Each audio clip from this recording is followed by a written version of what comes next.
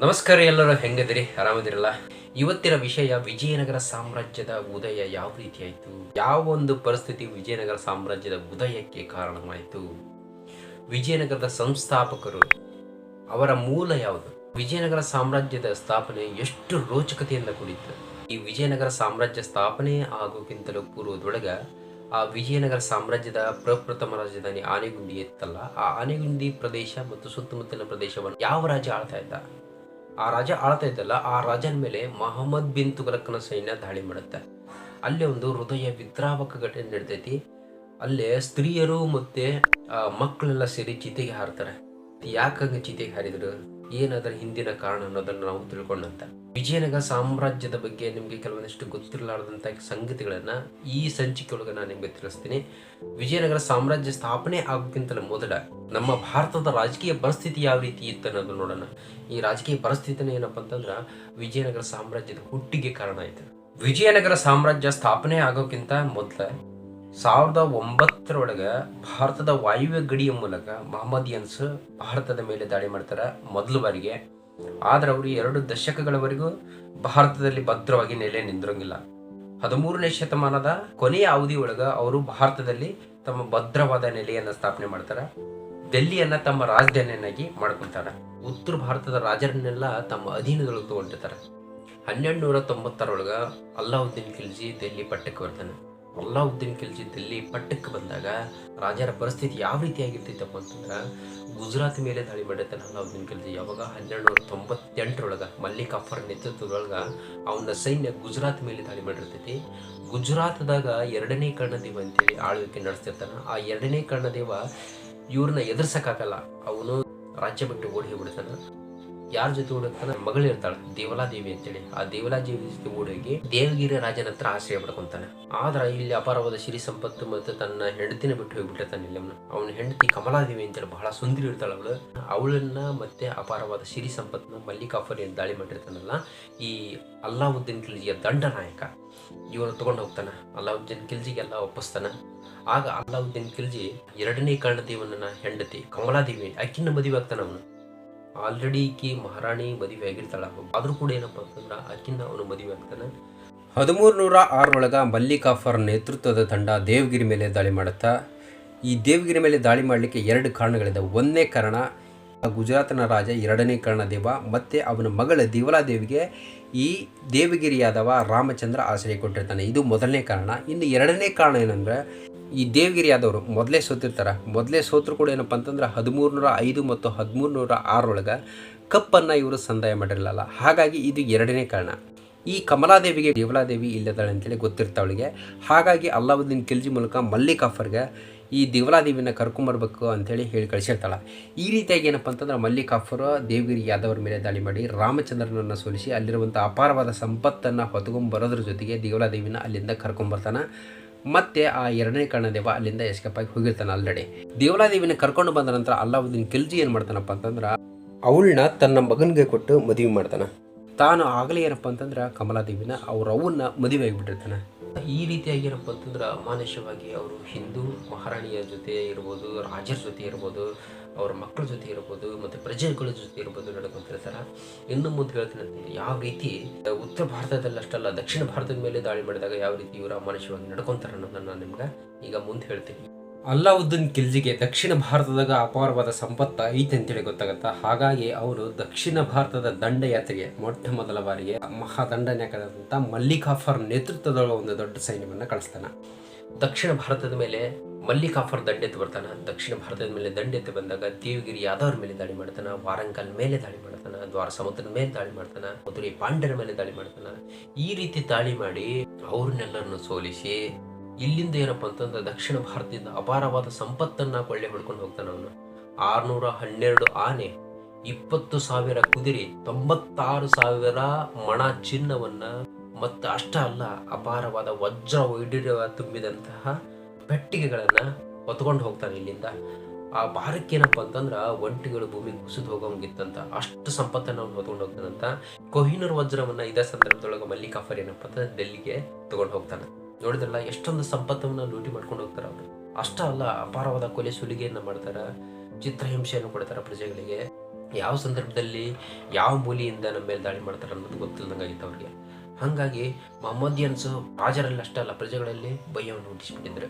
ಇದಕ್ಕೆ ಕಾರಣ ಏನಪ್ಪ ಅಂತಂದ್ರೆ ನಮ್ಮ ಹಿಂದೂ ರಾಜರು ಒಬ್ರಿಗೊಬ್ರು ಒಗ್ಗಟ್ಟಿರಲಿಲ್ಲ. ಇದೇ ಕಾರಣ, ಇದೇ ಪರಿಸ್ಥಿತಿ ಏನಪ್ಪ ಅಂತಂದ್ರೆ ಮಹಮ್ಮದಿಯನ್ಸ್ ಉತ್ತರ ಭಾರತದಲ್ಲಿ ಅಷ್ಟೇ ಅಲ್ಲ, ದಕ್ಷಿಣ ಭಾರತದ ಮೇಲೆ ದಾಳಿ ಮಾಡಲಿಕ್ಕೆ ಕಾರಣ ಆಯ್ತು. ದಕ್ಷಿಣದೊಳಗ ಈ ಪರಿಸ್ಥಿತಿನ ಏನೈತಲ್ಲ, ಕರ್ನಾಟಕ ಸಾಮ್ರಾಜ್ಯದ ಉದಯಕ್ಕೆ ಕಾರಣ ಆಗುತ್ತೆ. 250 ವರ್ಷಗಳ ಕಾಲ ಈ ಮಹಮ್ಮದಿಯರ ದಾಳಿಯನ್ನು ತಡೆಗಟ್ಟುತ್ತೆ. ಇಂಥ ಸಂದರ್ಭದೊಳಗ ಮೊಹಮ್ಮದ್ ಬಿನ್ ತುಘಲಕ್ 1325 ದೆಹಲಿ ಪಟ್ಟಕ್ಕೆ ಬರ್ತಾನೆ. ಅವನು ಕೂಡ ಅಲ್ಲಾವುದ್ದೀನ್ ಖಿಲ್ಜಿಯಂಗ ತನ್ನ ಸಾಮ್ರಾಜ್ಯವನ್ನ ವಿಸ್ತರಣೆ ಮಾಡ್ಬೇಕಂತೇಳಿ ಅವನಿಗೆ ಆಸೆ ಆಗ್ತದೆ. ಹಾಗಾಗಿ ಅವನು ಸೋತ ರಾಜ್ಯಗಳನ್ನ ಏನ್ ಮಾಡ್ತಿದ್ದ ಅಂತಂದ್ರ ತನ್ನ ಸಾಮ್ರಾಜ್ಯದೊಳಗ ಸೇರಿಸ್ಕೊಳ್ತಾ ಇದ್ದ. ಅಲ್ಲೇ ಅಮೀರ್ ಅಂತೇಳಿ ತನ್ನ ಪ್ರತಿನಿಧಿಗಳನ್ನ ನೇಮಕ ಮಾಡ್ತಿದ್ದ.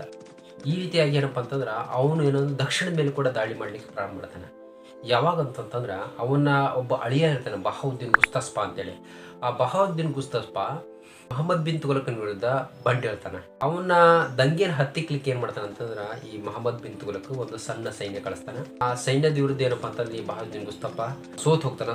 ಅವನು ಸಿಗಂಗಿಲ್ಲ, ಅವನ ಸೆರೆ ಸಿಗಂಗಿಲ್ಲ, ಓಡಿ ಹೋಗ್ಬಿಡ್ತಾನೆ. ಓಡಿ ಬಂದು ಅವನು ಹಿಂದೂ ರಾಜರ ಆಶ್ರಯ ಕೇಳ್ತಾನೆ. ದಕ್ಷಿಣದೊಳಗ ಕಂಪಿಲ ಅಂತೇಳಿ ಒಂದು ಸಣ್ಣ ಆಸ್ಥಾನ ಇರ್ತೈತಿ. ಅದನ್ನ ಕಂಪಿಲ ದೇವ ಆಳ್ತಿರ್ತಾನ. ಬಹಾವುದ್ದೀನ್ ಗುಸ್ತಸ್ಪಾ ಅವನ ಆಶ್ರಯವನ್ನ ಕೇಳ್ತಾನ. ಈ ಕಂಪಿಲ ದೇವ ಬೇರೆ ಯಾರು ಅಲ್ಲ, ಕುಮಾರರಾಮನ ತಂದೆ. ಅವನು ಬಹಾವುದ್ದೀನ್ ಗುಸ್ತಸ್ಪಾಗ ಆಶ್ರಯ ಕೊಡ್ತಾನ. ಈ ಒಂದು ಘಟನೆ ನಡೀಲಿಲ್ಲ ಅಂತಂದ್ರ ವಿಜಯನಗರ ಸಾಮ್ರಾಜ್ಯ ಉದಯ ಆಗ್ತಿರ್ಲಿಲ್ಲೇನೋ ಅಂತ ಅನ್ಸುತ್ತೆ. ಮೊಹಮ್ಮದ್ ಬಿನ್ ತುಘಲಕ್ ತನ್ನ ಅಳಿಯನ್ನ ಸೆದೆ ಬಿಡ್ಲಿಕ್ಕೆ ಏನಪ್ಪ ಅಂತಂದ್ರ ಮಲ್ಲಿಕ್ ನಾಯಬನ್ ನೇತೃತ್ವದೊಳಗೆ ಒಂದು ದೊಡ್ಡ ಸೈನ್ಯ ಕಳಿಸ್ತಾನೆ. ಕಂಪಿಲ್ ದೇವ ಆಗ ಕಂಪಲಿ ಅಂತಂದ್ರೆ ಈಗಿನ ಬಳ್ಳಾರಿ ಜಿಲ್ಲೆ ಕಂಪ್ಲಿನ ಆಗಿನ ಕಂಬಿಲದೊಳಗೆ ಇರ್ತಾನೆ. ಅವನು ಬಹಳ ಸುರಕ್ಷಿತ ಇದು ಜಾಗ ಅಲ್ಲ ಅಂತೇಳಿ ಏನ್ ಮಾಡ್ತಾನೆ ಅಂತಂದ್ರೆ ಆನೆಗುಂದಿಗೆ ಶಿಫ್ಟ್ ಆಗ್ತಾನೆ. ಆನೆಗುಂದಿ ಬಹಳ ಭದ್ರವಾದ ಕೋಟೆಯನ್ನು ಹೊಂದಿರ್ತೈತದೆ. ಯಾಕಂದ್ರೆ ಬೆಳಚುಕಲಿನ ಗುಡ್ಡ ಇರ್ತೈತಿ. ಸುತ್ತಮುತ್ತಲು ಆ ಗುಡ್ಡದ ಸಹಾಯದಿಂದ ಏನಪ್ಪಾ ಅಂತಂದ್ರೆ ಇವನು ವೈರಿಗಳಿಂದ ಸುರಕ್ಷಿತವಾಗಿ ಆ ಜಾಗದಾಗ ಇರ್ಬೋದಿತ್ತು. ಅದಕ್ಕೂ ಮೊದ್ಲು ಏನ್ ಮಾಡ್ತಾನಪ್ಪ ಅಂತಂದ್ರೆ ಈ ಬಹಾವುದ್ದೀನ್ ಗುಸ್ತಫಾನ ಅವನು ಹೊಯ್ಸಳ ಬಳ್ಳಾರನ ಹತ್ರ ಕಳಿಸ್ಬಿಡ್ತಾನೆ. ಆಗ ಮೊಹಮ್ಮದ್ ಬಿನ್ ತುಘಲಕನ ಸೈನ್ಯ ಮೇಲೆ ದಾಳಿ ಮಾಡುತ್ತಾ ಅವನಿಗೆ ಗೊತ್ತಾಗುತ್ತೆ ಅಪಾರವಾದ ಸಂಖ್ಯೆಯಲ್ಲಿರುವಂತಹ ಈ ಸೈನ್ಯ ನಾನು ಎದುರ್ಸಕ ಆಗಂಗಿಲ್ಲ. ಹಾಗಾಗಿ ಏನ್ ಮಾಡ್ತಾನಪ್ಪ ಅಂತ ಒಂದು ದೊಡ್ಡದಾದ ಚಿತೆಯನ್ನು ರೆಡಿ ಮಾಡ್ತಾನೆ. ಆ ಚಿತೆ ಒಳಗೆ ಏನಂತಂದ್ರ ಅವನ ಹೆಂಡತಿ, ಅಧಿಕಾರಿಗಳ ಹೆಂಡತಿಯರು, ಇನ್ನುಳಿದ ಪ್ರಮುಖರ ಹೆಂಡತಿಯರು, ಅವ್ರ ಜೊತೆ ಮಕ್ಕಳು ಎಲ್ಲರೂ ಚಿತೆಗೆ ಹಾರಿ ಹಸು ನಿಂತಾರ. ತಮ್ಮನ್ನ ತಾವು ಆತ್ಮಾರ್ಪಣೆ ಮಾಡ್ಕೊಂತಾರ. ಯಾಕಂತಂದ್ರೆ ಅವ್ರಿಗೆ ಗೊತ್ತಿರ್ತೈತಿ, ಒಂದು ವೇಳೆ ನಾವು ಮೊಹಮ್ಮದಿಯನ್ಸ್ ಕೈಯಾಗ ಜೀವಂತವಾಗಿ ಸೆರೆ ಸಿಕ್ಕರ ಯಾವ ರೀತಿ ಅವರು ನಮ್ಮ ಮೇಲೆ ಅತ್ಯಾಚಾರ ಮಾಡ್ತಾರ, ಯಾವ ರೀತಿ ನಮಗೆ ಅವರು ಚಿತ್ರಹಿಂಸೆ ಕೊಡ್ತಾರೆ ಅನ್ನೋದು ಅವ್ರಿಗೆ ಗೊತ್ತಾಗಿ ಈ ರೀತಿಯಾಗಿ ತಮ್ಮ ಪ್ರಾಣಾರ್ಪಣೆಯನ್ನು ಅವರು ಮಾಡ್ಕೊತಾರೆ. ನಾವು ಈ ಪದ್ಧತಿಯನ್ನು ಜೋಹಾರ್ ಪದ್ಧತಿ ಅಂತೇಳಿ ಇತಿಹಾಸದೊಳಗೆ ಓದಿದ್ದು ನಿಮ್ಗೆ ನೆನಪಾಗೋದು. ಈಗ ಇದು ಎಲ್ಲಿ ನಡೆದೈತಿತ್ತಪ್ಪ ಅಂತಂದ್ರೆ ರಜಪೂತ್ರ ಇದ್ರೊಳಗೆ ಈ ಪದ್ಧತಿ ಇತ್ತು. ರಾಣಿ ಪದ್ಮಿನಿ ದೇವಿ ಏನು ಮಾಡ್ತಾರೆ ಅಂತಂದ್ರೆ ರಾಣಾ ಮೊಹಮ್ಮದಿಯನ್ಸ್ ಜೊತೆಗೆ ಯುದ್ಧಕ್ಕೆ ಹೋದಾಗ ಯುದ್ಧ ಗೆಲ್ಲಲ್ಲ ಅಂತ ಅವ್ನಿಗೆ ಗೊತ್ತಾಗುತ್ತೆ. ಇವ್ರಿಗೆ ಮನವರಿಕೆ ಆಗುತ್ತೆ ನಾವು ಯುದ್ಧದಾಗ ಗೆಲ್ಲಲ್ಲ ಅಂತೇಳಿ. ಅವಾಗ ಸಾಮೂಹಿಕವಾಗಿ ಏನಪ್ಪ ಅಂತಂದ್ರೆ ಅಲ್ಲಿ ಸ್ತ್ರೀಯರೆಲ್ಲ, ರಜಪೂತ ಸ್ತ್ರೀಯರು ತಮ್ಮ ಮಕ್ಕಳನ್ನ ಕರ್ಕೊಂಡು ರಾಣಿ ಪದ್ಮಿನಿ ದೇವಿ ಜೊತೆ ಅಲ್ಲಿ ಚಿತೆಯನ್ನು ಹಾರ್ತಾರೆ, ತಮ್ಮ ಪ್ರಾಣಾರ್ಪಣೆಯನ್ನು ಮಾಡ್ತಾರೆ. ಆ ಒಂದು ಘಟನೆ, ಆ ಒಂದು ಜೋಹಾರ್ ಪದ್ಧತಿ ಐತಲ್ಲ, ಆ ಪದ್ಧತಿಯನ್ನು ನಾವು ಇಲ್ಲಿ ದಕ್ಷಿಣ ಭಾರತದೊಳಗೂ ಆನೆಗುಂದಿಯಲ್ಲಿ ನಡೆದಿದ್ದನ್ನು ನಾವು ನೋಡಬಹುದು. ಇಂಥ ಒಂದು ಹೃದಯಬದ್ಧವಾದ ಘಟನೆ ಆನೆಗುಂದಿ ಒಳಗೆ ನಡೀತೈತಿ. ವಿಜಯನಗರದ ಪ್ರಪ್ರಥಮ ರಾಜಧಾನಿ ಆನೆಗುಂದಿ ಐತಲ್ಲ, ಅದೇ ಜಾಗದಾಗ ನಡೀತೈತಿ. ಒಂದು ಕಡೆ ಸ್ತ್ರೀಯರು ಮತ್ತು ಮಕ್ಕಳು ಅಗ್ನಿಗೆ ಆಹುತಿ ಹಾಕ್ತಾರೆ. ಇನ್ನೊಂದು ಕಡೆ ಕಂಪಿಲ ದೇವರಾಯ ತನ್ನ ಅಧಿಕಾರಿ ಮತ್ತು ಸೈನಿಕರೊಂದು ಗೂಡಿ ಯುದ್ಧಕ್ಕೆ ಹೋಗ್ತಾನೆ. ಈ ಯುದ್ಧದೊಳಗೆ ಈ ಕಂಪಿಲ ದೇವರನ್ನ ಶಿರಚ್ಛೇದನವನ್ನು ಮಾಡಲಾಗುತ್ತೆ. ಆ ಶಿರಚ್ಛೇದನ ಮಾಡಿ ಅವನ ತಲೆಯನ್ನು ಮೊಹಮ್ಮದ್ ಬಿನ್ ತುಘಲಕ್ ಡೆಲ್ಲಿಗೆ ಕಳಿಸ್ತಾರೆ. ನೋಡಿದ್ರಲ್ಲ ಎಷ್ಟು ಕ್ರೂರವಾಗಿ ಮೊಹಮ್ಮದಿಯನ್ಸ್ ನಮ್ಮ ಹಿಂದೂ ರಾಜರ ಜೊತೆ ನಡ್ಕೊತಾರೆ, ಮಹಾರಾಣಿಯರ ಜೊತೆ ನಡ್ತಾರೆ, ಅವ್ರ ಮಕ್ಕಳ ಜೊತೆ ನಡ್ಕೊತಾರೆ, ಮತ್ತೆ ಅಲ್ಲಿನ ಪ್ರಜೆಗಳ ಜೊತೆ ನಡ್ಕೊತಾರೆ ಅಂತೇಳಿ. ಈ ಯುದ್ಧದೊಳಗೆ 11 ಜನ ಪುತ್ರರು ಸೆರೆ ಸಿಗ್ತಾರೆ. ಕಂಪಿಲ ರಾಯನ 11 ಜನ ಪುತ್ರರು ಸೆರೆ ಸಿಗ್ತಾರೆ. ಆ ಪುತ್ರರ ಜೊತೆ ಹಕ್ಕ ಮತ್ತು ಬುಕ್ಕರು ಕೂಡ ಇದ್ರು ಅಂತ ಹೇಳ್ತಾರೆ. ನೋಡಿದ್ರೆ ಹಕ್ಕ ಮತ್ತು ಬುಕ್ಕರು ಪ್ರವೇಶ ಇಲ್ಲ ಆಯ್ತು. ಮೊಹಮ್ಮದ್ ಬಿನ್ ತುಘಲಕನ ಸೈನ್ಯ ಇವ್ರನ್ನೆಲ್ಲರನ್ನು ಬಂದಿ ಮಾಡಿಕೊಂಡು ಡೆಲ್ಲಿ ಕರ್ಕೊಂಡು ಹೋಗುತ್ತಾ ಅವ್ರನ್ನೆಲ್ಲರನ್ನು ಅಲ್ಲೇ ಮುಸ್ಲಿಮರನ್ನಾಗಿ ಮತಾಂತರನಾಗಿ ಮಾಡಲಾಗುತ್ತೆ. ಸಣ್ಣ ರಾಜ್ಯ ಸೋತು ಬೂದಿಯಾಗಿ ಬಿಡ್ತೈತಿ. ಇದ ಬೂದಿಯಿಂದ ಏನಪ್ಪಾ ಅಂತಂದ್ರೆ ವಿಜಯನಗರ ಸಾಮ್ರಾಜ್ಯ ಎಂಬ ಬೃಹತ್ ಸಾಮ್ರಾಜ್ಯ ಹುಟ್ಕೊಳುತ್ತಾ ಮುಂದೆ ಹೆಂಗೆ ಹುಟ್ಕೊಳುತ್ತೆ ಅನ್ನೋದನ್ನು ನಾನು ನಿಮ್ಗೆ ಹೇಳ್ತೀನಿ. ಒಂದು ವೇಳೆ ಮೊಹಮ್ಮದ್ ಬಿನ್ ತುಘಲಕ್ ಈ ಪ್ರದೇಶದ ಮೇಲೆ ದಾಳಿ ಮಾಡಲಿಲ್ಲ ಅಂತಂದ್ರೆ ವಿಜಯನಗರ ಸಾಮ್ರಾಜ್ಯ ಹುಟ್ಟುತ್ತಿರಲಿಲ್ಲೇನೋ ಅಂತ ನಾನು ನಿಮ್ಗೆ ಹೇಳಿದ್ದೆ. ಈಗ ಈ ಮೊಹಮ್ಮದ್ ಬಿನ್ ತುಘಲಕ್ ಈ ಪ್ರದೇಶದ ಮೇಲೆ ದಾಳಿ ಮಾಡಿದ್ರಿಂದ ಆನೆಗುಂದಿ ಸಂಪೂರ್ಣ ಸೋತು ಹೋಗುತ್ತಾ. ಇತ್ತ ಕಡೆ ಬಹಾವುದ್ದೀನ್ ಗುಸ್ತಫನ್ನ ಹುಡುಕೊಂಡು ಮೊಹಮ್ಮದ್ ಬಿನ್ ತುಘಲಕನ ಸೈನ್ಯ ಹೊಯ್ಸಳ ಬಲ್ಲಾಳಿನ ಹತ್ರ ಹೋಗುತ್ತಾ. ಹೊಯ್ಸಳ ಬಲ್ಲಾಳ ಜಾಸ್ತಿ ತಲೆ ಕೆಡಿಸ್ಕೊಳಕ್ಕೆ ಹೋಗಂಗಿಲ್ಲ. ಅವನು ಬಹಾವುದ್ದೀನ್ ಗುಸ್ತಫನ್ನ ಅವರಿಗೆ ಒಪ್ಪಿಸ್ಬಿಡ್ತಾನೆ. ಬಹಾವುದ್ದೀನ್ ಗುಸ್ತಫನ್ನ ಜೀವಂತವಾಗಿರುವಾಗಲೇ ಅವನ್ನ ಚರ್ಮ ಸುಲಿತಾರೆ. ದೇಶದ ತುಂಬ ಮೆರವಣಿಗೆ ಮಾಡ್ತಾರೆ. ಮತ್ತು ಆಮೇಲೆ ಅವನ ದೇಹನ ತುಂಡು ತುಂಡು ತುಂಡು ಮಾಡ್ತಾರೆ. ತುಂಡು ತುಂಡು ತುಂಡು ಮಾಡಿ ಅನ್ನದ ಜೊತೆ ಬೇಯಿಸಿ ಆನೆಗೆ ತಿನ್ನಕ್ಕೆ ಇಡ್ತಾರೆ. ಆನೆ ತಿನ್ನಂಗಿಲ್ಲ. ಈ ರೀತಿ ಬಹಾವುದ್ದೀನ್ ಗುಸ್ತಫನ್ ಜೊತೆ ಕ್ರೂರವಾಗಿ ಮಹಮ್ಮದ್ ಬಿನ್ ತುಘಲಕ್ ನಡ್ಕೊತಾನೆ. ಈ ರೀತಿ ಅವ್ರು ಏನಪ್ಪ ಅಂತ ಜನರಲ್ಲಿ ಮತ್ತು ರಾಜರಲ್ಲಿ ಭಯನ ಹುಟ್ಟಿಸ್ಬಿಟ್ಟಿದ್ರು. ಬಹಾವುದ್ದೀನ್ ಗುಸ್ತಫನ ಕಥೆ ಮುಗೀತೆ. ಈಗ ಆನೆಗುಂದಿಯೊಳಗೆ ಏನರ ಒಂದು ವ್ಯವಸ್ಥೆ ಮಾಡ್ಬೇಕಲ್ಲ. ಮಹಮ್ಮದ್ ಬಿನ್ ತುಘಲಕ್ ತನ್ನ ಪ್ರತಿನಿಧಿಯನ್ನು ಅಲ್ಲಿ ನೇಮಕ ಮಾಡ್ತಾನೆ. ಮಲ್ಲಿಕ್ ನಾಯಿಬನ್ನ ಅಲ್ಲಿ ಆಡಳಿತ ವ್ಯವಸ್ಥೆ ನೋಡ್ಕೊಳ್ಳಿಕ್ಕೆ ನೇಮಕ ಮಾಡ್ತಾನೆ. ಆದ್ರೆ ಅಲ್ಲಿ ಜನ ಏನಪ್ಪ ಅಂದ್ರೆ ಇವನ ವಿರುದ್ಧ ಬಂದು ಹೇಳ್ತಾರೆ. ಮಲ್ಲಿಕ್ ನಾಯಿಬ್ನ ವಿರುದ್ಧ ಬಂದು ಹೇಳ್ತಾರೆ. ಮಲ್ಲಿಕ್ ನಾಯಿಬ ಮಹಮ್ಮದ್ ಬಿನ್ ತುಘಲಕ್ಗೆ ಒಂದು ಸಂದೇಶಗಳಿರ್ತಾನೆ, ಈ ರೀತಿ ಜನರಲ್ಲೇ ದಂಗೆ ಎದ್ದಿದ್ದಾರೆ ನನ್ನ ವಿರುದ್ಧ ಅಂತೇಳಿ.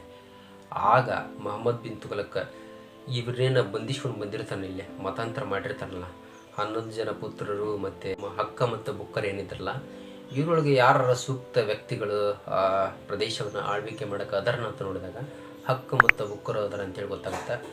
ಕಂಪಿಲದೇವ ಆಳುವಾಗ ಇವರು ಅಮಾತ್ಯ ಮತ್ತು ಭಂಡಾರಿಗಳಾಗಿರ್ತಾರೆ. ಇವರನ್ನು ಕ್ರಮವಾಗಿ ಏನು ಮಾಡ್ತಾನಪ್ಪ ಅಂತಂದ್ರೆ ರಾಜ್ಯ ಮತ್ತು ಅಮಾತ್ಯರನ್ನಾಗಿ ಅಲ್ಲಿ ನೇಮಕ ಮಾಡ್ತಾನೆ. ಇವನು ಮಹಮ್ಮದ್ ಬಿನ್ ತುಘಲಕ್ ನೇಮಕ ಮಾಡಿ ತನ್ನ ಪ್ರತಿನಿಧಿಯಾಗಿ ನೀವು ಅಲ್ಲಿ ಆಳ್ವಿಕೆಯನ್ನು ಮಾಡ್ರಿ ಅಂತೇಳಿ ಕಳಿಸ್ತಾನೆ. ಬಿನ್ ತುಘಲಕ್ ಬಂಧನದಿಂದ ಹಕ್ಕ ಮತ್ತು ಬುಕ್ಕರು ಬಿಡುಗಡೆಯಾಗಿ ಬರ್ತಾರೆ. ಬಿಡುಗಡೆಯಾಗಿ ಬಂದು ಅವನ ಪ್ರತಿನಿಧಿಯಾಗಿ ಕೆಲವು ದಿನಗಳವರೆಗೆ ಅವರಲ್ಲಿ ಆಡಳಿತವನ್ನು ನಡೆಸ್ತಾರೆ ಆನೆಗುಂದಿಯಲ್ಲಿ. ಯಾವಾಗ ಅವರು ವಿದ್ಯಾರಣ್ಯನ ಭೇಟಿ ಆಗ್ತಾರಲ್ಲ, ಆವಾಗ ಅವರು ಪುನಃ ಅವರ ಅನುಗ್ರಹದಿಂದ ಹಿಂದೂಗಳಾಗಿ ಮತಾಂತರ ಆಗಿ ವಿಜಯನಗರ ಸಾಮ್ರಾಜ್ಯದ ಸ್ಥಾಪನೆಯನ್ನು ಅಲ್ಲಿ ಮಾಡ್ತಾರೆ. ಆನೆಗುಂದಿಯನ್ನು ಅದರ ಪ್ರಪ್ರಥಮ ರಾಜಧಾನಿಯಾಗಿ ಇವರು ಮಾಡ್ಕೊತಾರೆ. ಆನೆಗುಂದಿಯನ್ನು ಆಳ್ತಾ ಇದ್ದಾನಲ್ಲ ಈ ಕಂಪಿಲ ದೇವರಾಯನ ಹತ್ರ ಹಕ್ಕ ಬುಕ್ಕರು ಹೆಂಗೆ ಬರ್ತಾರೆ ಅನ್ನೋದನ್ನು ನಾವು ನೋಡೋಣ ಅಂತ. ರಾಬರ್ಟ್ ಸವೆಲ್ ಅಂತೇಳಿ ಬಳ್ಳಾರಿ ಜಿಲ್ಲಾಧಿಕಾರಿ ಇದ್ದರು. ಬಳ್ಳಾರಿ ಜಿಲ್ಲಾಧಿಕಾರಿ ಇದ್ದ ಕಾಲಕ್ಕೆ, ಬ್ರಿಟಿಷರ ಕಾಲಕ್ಕೆ ಅವರು ಒಂದು ಪುಸ್ತಕ ಬರೀತಾರೆ, ಮರೆತು ಹೋದ ಮಹಾ ಸಾಮ್ರಾಜ್ಯ ವಿಜಯನಗರ ಅಂತೇಳಿ. ಅದರಲ್ಲಿ ಕೆಲವೊಂದಿಷ್ಟು ಕಥೆಗಳನ್ನು ಅವರು ಹೇಳಿದ್ದಾರೆ, ಕೆಲವೊಂದಿಷ್ಟು ಹೇಳಿಕೆಗಳನ್ನು ಕೊಟ್ಟಿದ್ದಾರೆ. ಕಥೆಗಳಂತಂದ್ರೆ ಸುಮ್ಮನೆ ಕಥೆಯಲ್ಲ, ಇತಿಹಾಸದ ದಾಖಲೆಗಳ ಅವು. ಮೊದಲನೇ ಕಥೆ ಏನಂತಂದ್ರೆ, ಇಲ್ಲಿ 1323 ವಾರಂಗಲ್ ಸಂಪೂರ್ಣವಾಗಿ ನಾಶ ಆಗಿ ಹೋಗುತ್ತೆ. ಆ ವಾರಂಗಲ್ನ ರಾಜನ ಅಧೀನ ಇವರು ಹಕ್ಕ ಮತ್ತು ಬುಕ್ಕರು ಕೆಲಸ ಮಾಡ್ತಿರ್ತಾರೆ. ಯಾವಾಗ ವಾರಂಗಲ್ ಸಂಪೂರ್ಣವಾಗಿ ನಾಶ ಹೋಗುತ್ತಲ್ಲ ಮಹಮ್ಮದೀಯರ ದಾಳಿಯಿಂದ, ಇವರು ಆ ಪ್ರದೇಶವನ್ನು ಬಿಟ್ಟು ಒಂದು ಸಣ್ಣ ಅಶ್ವದಳದೊಂದಿಗೆ ವಿದ್ಯಾರಣ್ಯರ ಜೊತೆ ಸೇರಿಕೊಂಡು ಆನೆಗುಂದಿಗೆ ಬರ್ತಾರೆ. ಆನೆಗುಂದಿಗೆ ಬಂದು ಅಲ್ಲೇ ರಾಜ್ಯವನ್ನು ಸ್ಥಾಪನೆ ಮಾಡ್ತಾರೆ ಅಂತೇಳಿ ಹೇಳ್ತಾರೆ. ಇದು ಒಂದನೇ ಕಥೆ ಇದೆ. ಇನ್ನು ಎರಡನೇ ಕಥೆ, 1309 ವಾರಂಗಲ್ ಮೇಲೆ ದಾಳಿ ಆಗುತ್ತೆ. ಮಹಮ್ಮದಿಯನ್ಸ್ ಮಲ್ಲಿಕ್ ಕಾಫರ್ ನೇತೃತ್ವದೊಳಗೆ ವಾರಂಗಲ್ ಮೇಲೆ ದಾಳಿ ಆಗುತ್ತೆ. ವಾರಂಗಲ್ ಮೇಲೆ ದಾಳಿ ಆದಾಗ ಆ ವಾರಂಗಲ್ನ ವಶಪಡಿಸಿಕೊಂಡು ಅಲ್ಲೇ ಮಹಮ್ಮದಿಯನ್ ಮಂಡಲಾಧಿಪತಿ ಆಳ್ವಿಕೆ ನಡೆಸ್ತಿರ್ತಾನೆ. ಮಹಮ್ಮದಿಯನ್ಸ್ ಮಂಡಲಾಧಿಪತಿ ಅಧೀನ ಇವರು ಸೇವೆಯನ್ನು ಸಲ್ಲಿಸ್ತಿರ್ತಾರೆ. ಯಾವಾಗ ಮಲ್ಲಿಕ್ ಕಾಫರ್ 1310 ದ್ವಾರ ಸಮುದ್ರದ ಮೇಲೆ ದಾಳಿ ಮಾಡ್ತಾನಲ್ಲ, ಅವ್ರ ಜೊತೆ ಇವರು ಬರ್ತಾರೆ. ಮಲ್ಲಿಕ್ ಕಾಫರ್ ಜೊತೆ ಇವರು ಬರ್ತಾರೆ, ಹಕ್ಕ ಮತ್ತು ಬುಕ್ರು. ಅಲ್ಲೇ ಮಲ್ಲಿಕ್ ಕಾಫರ್ಗೆ ಜಯ ಆಗುತ್ತೆ ದ್ವಾರ ಸಮುದ್ರದ ವಿರುದ್ಧ. ಆವಾಗ ಇವರಿದ್ದ ಸೇನಾ ತುಕಡಿ ಸೋತು ಹೋಗುತ್ತೆ. ಇವರು ಆನೆಗುಂದಿಗೆ ಓಡಿ ಬರ್ತಾರೆ. ಆನೆಗುಂದಿಗೆ ಓಡಿ ಬಂದು ಅಶ್ವದಳದೊಂದಿಗೆ ಓಡಿ ಬಂದು ಅಲ್ಲೇ ವಿದ್ಯಾರಣ್ಯರನ್ನ ಭೇಟಿಯಾದಾಗ ವಿದ್ಯಾರಣ್ಯರ ಅನುಗ್ರಹದಿಂದ ಇವರು ರಾಜ್ಯವನ್ನು ಸ್ಥಾಪನೆ ಮಾಡ್ತಾರೆ ಅಂತ ಎರಡನೇ ಕಥೆ ಆಯ್ತು. ಇನ್ನು ಮೂರನೇ ಕಥೆ, ಸನ್ಯಾಸಿ ಮಾಧವ. ಅಂದರೆ ಮಾಧವ ಅಂತಂದ್ರೆ ಬೇರೆ ಯಾರು ಅಲ್ಲ, ಈ ವಿದ್ಯಾರಣ್ಯರು ಹಂಪಿ ಗುಡ್ಡಗಾಡು ಪ್ರದೇಶದೊಳಗಿರ್ತಾರಲ್ಲ, ಅವ್ರಿಗೊಂದು ಗುಪ್ತ ನಿಧಿ ಸಿಗುತ್ತಂತ. ಆ ಗುಪ್ತ ನಿಧಿ ಸಹಾಯದಿಂದ ಇವರು ರಾಜ್ಯವನ್ನು ಸ್ಥಾಪನೆ ಮಾಡ್ತಾರೆ. ಅವರು ಮರಣ ನಂತರ ಅದನ್ನು ಹಕ್ಕ ಮತ್ತು ಬುಕ್ಕರಿಗೆ, ಬಡ ಕುರುಬರಿಗೆ ಒಪ್ಪಿಸಿ ಹೋಗ್ತಾರೆ ಅಂತೇಳಿ ಹೇಳ್ತಾರೆ. ಇದು ಮೂರನೇ ಕಥೆ ಐತಿ. ಇನ್ನು ನಾಲ್ಕನೇ ಕಥೆ ಏನು ಹೇಳುತ್ತೆ, ಈ ಮಾಧವ ವಿದ್ಯಾರಣ್ಯರ ಹಂಪಿ ಭಾಗದೊಳಗೆ ಗುಡ್ಡಗಾಡು ಪ್ರದೇಶದೊಳಗೆ ಸನ್ಯಾಸಿ ಇರ್ತಾರೆ. ಅವರು ನಿಸ್ಸಂಗ ಜೀವನ ಅಲ್ಲಿ ನಡೆಸ್ತಿರ್ತಾರೆ. ಆಗ ಈ ಬಡ ಕುರುಬರು ಯಾರು ಹಕ್ಕ ಮತ್ತು ಬುಕ್ಕರು, ಇವರು ಅವ್ರಿಗೆ ಆಹಾರವನ್ನು ಒದಗಿಸ್ತಿರ್ತಾರೆ. ಅಂಥ ಸಂದರ್ಭದೊಳಗೆ ಈ ಹಕ್ಕನನ್ನು ನೋಡಿ ಈ ಮಾಧವರು ವಿದ್ಯಾರಣ್ಯರು ಏನು ಹೇಳ್ತಾರೆ ಅಂದ್ರೆ, ನೀನು ಮುಂದೆ ಒಂದಿನ ಮಹಾ ಸಾಮ್ರಾಜ್ಯದ ಸ್ಥಾಪನೆಯನ್ನು ಮಾಡ್ತೀಯ ಅಂತೇಳಿ ಹೇಳ್ತಾರೆ. ಆಗ ಸುತ್ತಮುತ್ತಲಿನ ಜನ ಅವನನ್ನು ರಾಜನನ್ನಾಗಿ ಕಾಣಲಿಕ್ಕೆ ಪ್ರಾರಂಭ ಮಾಡ್ತಾರೆ. ಅವನಲ್ಲಿ ಭಯ ಭಕ್ತಿಯನ್ನು ತೋರಿಸ್ತಾರೆ. ಅವನು ಸುತ್ತಮುತ್ತಲಿನ ಪ್ರದೇಶ ಎಲ್ಲವನ್ನು ಗೆಲ್ತಾನೆ. ವಿಜಯನಗರ ಸಾಮ್ರಾಜ್ಯದ ಸ್ಥಾಪನೆಯನ್ನು ಅವನು ಮಾಡ್ತಾನೆ. ಇದು ನಾಲ್ಕನೇ ಕಥೆ ಐತೆ. ಇನ್ನು ಇವು ಎಲ್ಲವನ್ನ ಸೇರಿಸಿ ನಮ್ಮ ಇತಿಹಾಸ ತಜ್ಞರು ಒಂದು ರೂಪವನ್ನು ಕೊಡ್ತಾರೆ ಅದಕ್ಕೆ. ಆ ಕಥೆ ಏನಪ್ಪ ಅಂತಂದ್ರೆ, 1323 ವಾರಂಗಲ್ ಯಾವಾಗ ಸಂಪೂರ್ಣವಾಗಿ ನಾಶ ಆಗಿರುತ್ತಲ್ಲ, ಆ ರಾಜನ ಅಧೀನ ಇವರು ಸೇವೆ ಸಲ್ಲಿಸಿರ್ತಾರೆ ಹಕ್ಕ ಮತ್ತು ಬುಕ್ಕರು. ಅಲ್ಲಿಂದ ಅವರು ಬರ್ತಾರೆ. ಅಲ್ಲಿಂದ ಬಂದು ಕಂಪಿಲ ದೇವನ ಹತ್ರ ಆನೆಗುಂದಿಗೆ ಬರ್ತಾರೆ. ಆನೆಗುಂದಿಗೆ ಬಂದು ಅಲ್ಲಿ ಅಮಾತ್ಯ ಮತ್ತು ಭಂಡಾರಿಗಳಾಗಿ ಸೇವೆಯನ್ನು ಸಲ್ಲಿಸಲಿಕ್ಕೆ ಪ್ರಾರಂಭ ಮಾಡ್ತಾರೆ. ಯಾವಾಗ ಮಹಮ್ಮದ್ ಬಿನ್ ತುಘಲಕ್ 1334 ಈ ಆನೆಗುಂದಿ ಮೇಲೆ ದಾಳಿ ಮಾಡ್ತಾನಲ್ಲ, ಅಲ್ಲಿ ಕಂಪಿಲ ದೇವನನ್ನು ಸೋಲಿಸಿ ಆ ಪ್ರದೇಶವನ್ನು ವಶಪಡಿಸಿಕೊಂಡು ಅವನ 11 ಪುತ್ರರನ್ನು ದೆಲ್ಲಿಗೆ ಒಯ್ತಾನ. ಮತ್ತು ಅದ್ರ ಜೊತೆ ಏನಪ್ಪ ಅಂತಂದ್ರೆ ಹಕ್ಕ ಮತ್ತು ಬುಕ್ಕರು ಇದ್ರು ಅಂತೇಳಿ ಹೇಳಿದ್ದ ನಿಮ್ಗೆ. ಇದು 5ನೇ ಕಥೆ ಇದೆ. ಇದು ಏನಪ್ಪ ಅಂತಂದ್ರೆ ಈ ಎಲ್ಲವನ್ನು ಸೇರಿಸಿ ಒಂದು ರೂಪವನ್ನು ಕೊಟ್ಟರೆ ನಮ್ಮ ಇತಿಹಾಸ ತಜ್ಞರು ಈ ರೀತಿ ಆಗಿರಬಹುದು ಅಂತೇಳಿ. ಇತಿಹಾಸ ತಜ್ಞರು ಇನ್ನೂ ಕೆಲವೊಂದಿಷ್ಟು ಹೇಳಿಕೆಗಳನ್ನು ಕೊಡ್ತಾರೆ. ಏನಂದ್ರೆ ಇವರು ಕರ್ನಾಟಕ ಮೂಲದವರು, ಕಂಪಿಲಿ ಮೂಲದವರು ಅಂತೇಳಿ ಕೆಲವೊಂದಿಷ್ಟು ಜನ ಹೇಳ್ತಾರೆ ಇತಿಹಾಸ ತಜ್ಞರು. ಹೌದು, ಕರ್ನಾಟಕ ಮೂಲದವರು ಇದ್ರೂ ಇರ್ಬೋದು. ಯಾಕಪ್ಪ ಅಂತಂದ್ರೆ ಈ ಹರಿಹರ ಏನಿದನಲ್ಲ, ಹಕ್ಕ ಏನಿದನಲ್ಲ, ಇವನು ಕುಮಾರರಾಮನ ಭಾವ ಅಂತೇಳಿ ಹೇಳ್ತಾರೆ. ಹೀಗಾಗಿ ಇವರು ಕಂಪ್ಲಿ ಮೂಲದವರು ಅಂತೇಳಿ ಹೇಳ್ತಾರೆ. ನೋಡಿದಲ್ಲ, ವಿಜಯನಗರ ಸಾಮ್ರಾಜ್ಯದ ಸ್ಥಾಪಕರಾದಂಥ ಈ ಹಕ್ಕ ಬುಕ್ಕರ ಬಗ್ಗೆ ಸಾಕಷ್ಟು ಭಿನ್ನಾಭಿಪ್ರಾಯಗಳಿದಾವೆ ಇವರ ಮೂಲದ ಬಗ್ಗೆ. ಇದಾಯ್ತು. ಏನಾಗಲಿ, ಏನಪ್ಪ ಅಂತಂದ್ರೆ ಹಕ್ಕ ಮತ್ತು ಬುಕ್ಕರು ಏನಂದ್ರೆ ವಿಜಯನಗರ ಸಾಮ್ರಾಜ್ಯದ ಸ್ಥಾಪನೆಯನ್ನು ಮಾಡಿದ್ರು. ವಿಜಯನಗರ ಸಾಮ್ರಾಜ್ಯವನ್ನು ಸ್ಥಾಪನೆ ಮಾಡಿದ ನಂತರ ಯಾವ ರೀತಿ ಅವರು ಆಳ್ವಿಕೆಯನ್ನು ನಡೆಸ್ತಾರೆ, 50 ವರ್ಷದೊಳಗ ಇಡೀ ದಕ್ಷಿಣ ಭಾರತವನ್ನು ವಿಜಯನಗರ ಸಾಮ್ರಾಜ್ಯದ ಅರಸರು ತಮ್ಮ ಅಧೀನ ತಗೊಂಡಿದ್ರು ಅಂತಂದ್ರೆ ಯಾವ ರೀತಿ ಅವರು ರಣತಂತ್ರವನ್ನು ಅವರು ಹೇಳಿದ್ರು. ಎಲ್ಲ ರಾಜ್ಯಗಳು, ದಕ್ಷಿಣದ ರಾಜ್ಯಗಳು ಅವರ ಅಧೀನ ಆದವು. ಯಾಕೆ ಅವರ ಅಧೀನ ಆದವು, ಏನದರ ಹಿಂದಿನ ಕಥೆ, ಎಷ್ಟು ವೈಭವದಿಂದ, ಎಷ್ಟು ಸಮೃದ್ಧಿಯಿಂದ ವಿಜಯನಗರ ಸಾಮ್ರಾಜ್ಯ ಮೆರೀತು ಅನ್ನೋದನ್ನು ನಾವು ಮುಂದಿನ ಭಾಗದಾಗ ನೋಡೋಣಂತ. ಧನ್ಯವಾದಗಳು.